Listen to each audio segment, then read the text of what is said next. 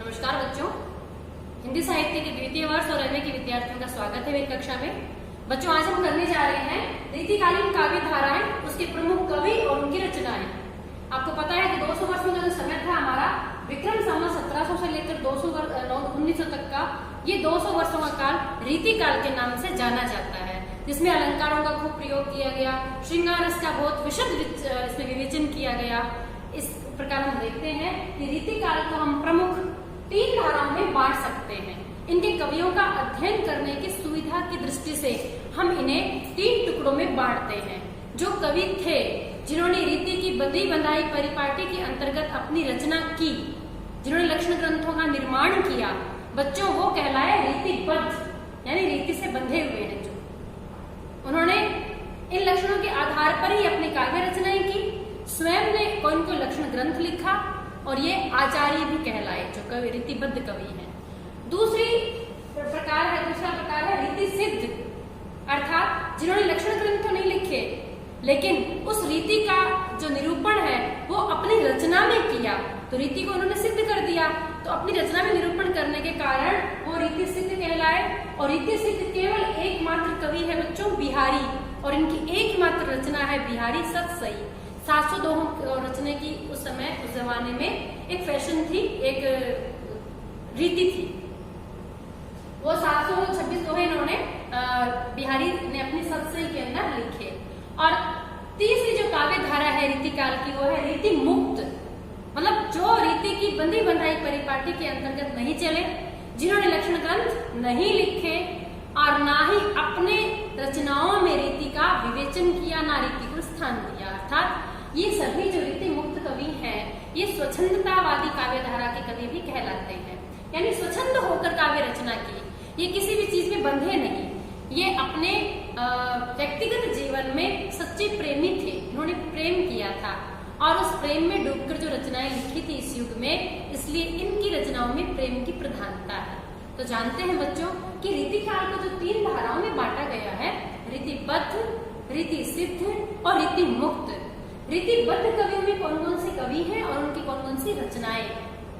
सर्वप्रमुख आते हैं हमारे केशव दास, इस युग के प्रमुख कवि हैं केशव। केशव की 2 रचनाएं बहुत प्रसिद्ध है, कवि प्रिया और रसिक प्रिया, जिसमें रसों का विवेचन आपने किया है। दूसरे कवि हैं मतीराम। बच्चों, ये 3 भाई थे, मतीराम, चिंतामणि और भूषण। ये तीनों सगे भाई थे और तीनों के तीनों ही कवि थे, दरबारी कवि थे और इन्होंने लक्षण ग्रंथों की रचना की थी। मतीराम ने लिखी है रसराज, ललित ललाम, फूल मंजरी, मतीराम सतसई आदि। बच्चों, ये आप नोट कर लीजिए इनकी रचनाओं को, ये नेट तक इनके प्रश्न आते हैं, आपके द्वितीय वर्ष में भी आते हैं। प्रमुख कवि और उनकी रचनाओं के नाम। चौथे कवि हम देख सकते हैं, तीसरे कवि कृपाराम। कृपाराम ये खिड़िया नहीं है, राजस्थानी वाले जिन्होंने अलग सोठे रचे थे, वो नहीं है। ये है कृपाराम, जिन्होंने हित तरंगिनी नामक ग्रंथ की रचना की थी। और एक मतीराम के भाई है चिंतामणि। चिंतामणि जी ने रचना की थी रस मंजरी, श्रृंगार मंजरी, कवि कुल कल्पतरु, ये बहुत प्रसिद्ध रचना है इनकी, कवि कुल कल्पतरु और रस तरंगिनी, मतलब रस का विवेचन, श्रृंगार का विवेचन। लक्षण ग्रंथों में बच्चों किसी न किसी चीज के लक्षण लिखे जाते थे, उनके उदाहरण दिए जाते थे कि मान लो अगला में उपमा अलंकार के बारे में बता रहा है, तो उपमा कैसे है उसके लक्षण बताए जाते, उसके बाद में उसका उदाहरण भी उन्होंने हिंदी में स्वरचित खुद ने बना के फिर दिए। अगले कवि है प्रमुख भिखारी दास, ये आचार्य भी कहलाते थे और क्योंकि आगे बढ़कर लक्षण ग्रंथों का निर्माण करने के कारण ये आचार्य थे। भिखारी दास की जो रचनाएं हैं वो सबसे ज्यादा प्रमुख रचना है काव्य निर्णय, और आपकी रचना है श्रृंगार निर्णय, रस सारांश, छंदोर्णव पिंगल। छंदों का इन्होंने ब्रज भाषा के अंदर, ब्रज को पिंगल बोलते हैं, उसके अंदर जो छंदों का जो विवेचन है वो सुंदर तरीके से उन्होंने किया है।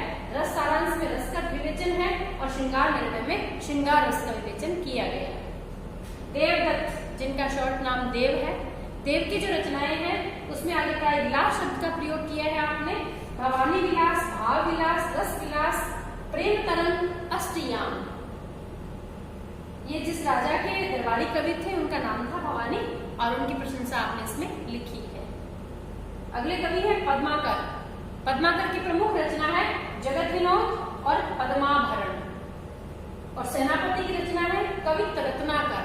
सेनापति तो प्रकृति के प्रमुख कवि हैं। कवि दुल्हे हुए, दुल्हे की एक रचना है कवि कुल कंठाभरण। और सुरती मिश्र की रचना है काव्य सिद्धांत। कुलपति की रचना है रस रहस्य। और वीर रस के जो कवि हुए थे भूषण, उन्होंने लिखा शिवराज भूषण, शिवा बावनी, शिवाजी के जीवन को लेकर, और छत्रसाल को लेकर छत्रसाल दशक, यानी इसके अंदर कुल 10 छंदों का प्रयोग है। इसमें 52 छंदों का प्रयोग है शिवा बावनी में। और शिवराज भूषण में शिवाजी की प्रशंसा इन्होंने की है। रीति सिद्ध मैंने आपको बता दिया, एकमात्र कवि है बिहारी और एकमात्र इनकी रचना है बिहारी सतसई, जिसमें श्रृंगार, भक्ति और नीति तीनों की रसधारा इन्होंने बहाई है, जिसे हम त्रिवेणी कहते हैं। बच्चों, रीति मुक्त कवि जो अपने निजी जीवन में सभी प्रेमी थे, वो थे घनानंद, आलम, बोधा, ठाकुर आदि। तो बच्चों, ये जो घनानंद थे, सुजान नाम के विषय से प्रेम करते थे, मोहम्मद शाह रंगीले के दरबार में थे, और देश निकाला दिए जाने के बाद में जब इनका वियोग हो गया, तो ऐसे में वो इनका जो लौकिक प्रेम है वो अलौकिक प्रेम में तब्दील हो गया। ऐसे में इन्होंने जो सवैया और कवित्त छंदों की जो रचनाएं की है, वो सारी रचनाएं भारतेंदु हरिश्चंद्र ने घनानंद कवित्त के नाम से एक संग्रह तैयार किया है। और इनकी प्रमुख रचना है सुजान सागर।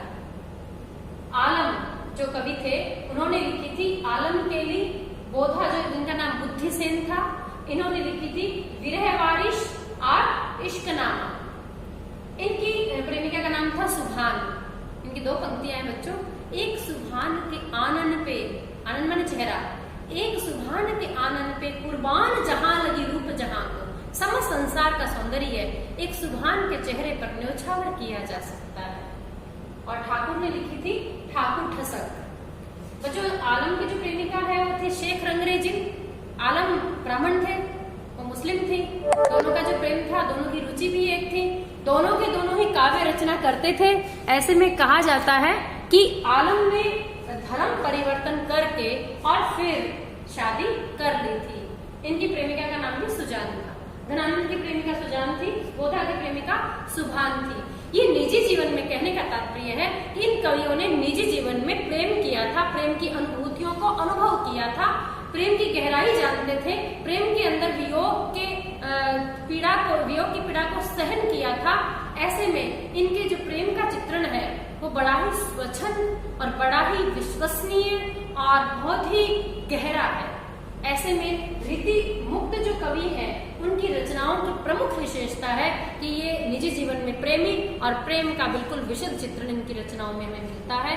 प्रेम का वर्णन तो रीतिबद्ध ने भी किया है, लेकिन इनकी रचनाओं में कल्पित नायक और नायिका के मध्य प्रेम है। एक तो कांटा लगता है, फिर जो आ निकलती है, एक अपन नाटक में बोलते आ, उसमें बहुत अंतर होता है। ठीक वैसे ही इनकी कल्पित थी और इनकी अनुभूति परक थी। और रीति सिद्ध में इन्होंने क्या किया, रीति की परंपराओं का पालन तो किया, कोई लक्ष्मी ग्रंथ नहीं लिखे, इसलिए ये रीति सिद्ध कहलाए। ये कहते हैं कि बिहारी जो थे वो केशव के पुत्र थे। तो बच्चों, ये रीतिकाल को हम 3 टुकड़ों में बांट कर देख सकते हैं। तीनों के प्रमुख कवि और उनकी रचनाओं को आप नोट करके याद कर लें। आज इतना ही, धन्यवाद।